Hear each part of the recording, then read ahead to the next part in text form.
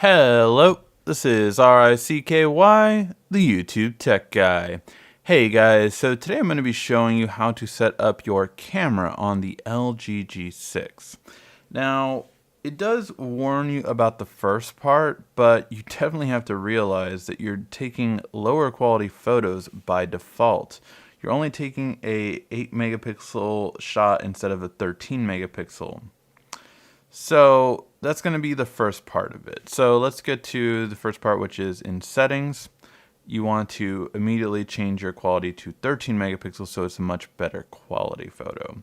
Your video storage, though, you also want to change. Now, you may have heard of 4K video, so you're like, oh man, I so want to go to 4K quality. But here's the thing. No one can really tell the difference of a 4K video on anywhere you post. So if you're posting online or anything else you're not going to see a difference unless you're actually watching it on a 4K TV. But here's the thing. The best video quality for this phone is actually right here. And that is that you can actually shoot at 1080p at 60 FPS.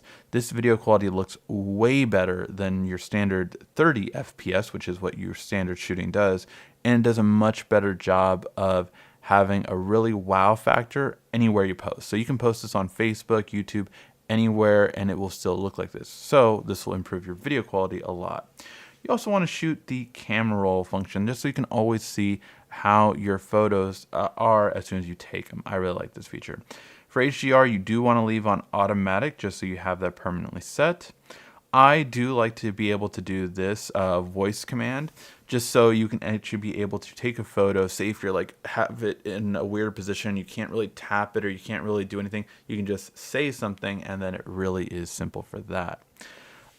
For tracking focus, it's really good for something that's moving all the time. However, you do lose a feature once you turn that on. Now, how normal ability to tap works is that when you have something in your shot, you can tap it, but then you can lower the EV or raise it higher. This is a much better way of tapping to take it. You can also lock it by holding it down. And now it's locked onto that EV even if I go somewhere else. So that's how you want to tap most of the time, unless you have a subject like a child or a dog that you want to focus on, then you want to switch to there. You can add a signature. That is up to you if you do want to do that. Overall, I wouldn't really for it, but you have the ability to do that. So in your modes as well, you do have lots of different modes. Just know the ones that you should know about is if you do want to take food shots, you do have a shot for that, and you also have pop out, which just creates this pop out look as you see right there.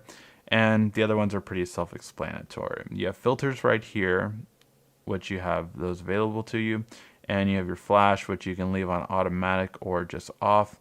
I usually have it off unless I really want to turn it on. That way I have that. Now in your selfies, you're actually going to want to change something as well, and you're going to go into settings. And again, you're only at 3 megapixels. You want to set it to 5 so you have that much better selfie quality. For video resolution, the top is 1080p, so that is all that you can do. You also want to turn camera roll on here as well so that you have it here available to you. Again, HDR is automatic. And gesture shots, you can have it on either gesture or auto, which I recommend gesture overall. When your regular face section, it kind of can go rather quickly and you might not want that.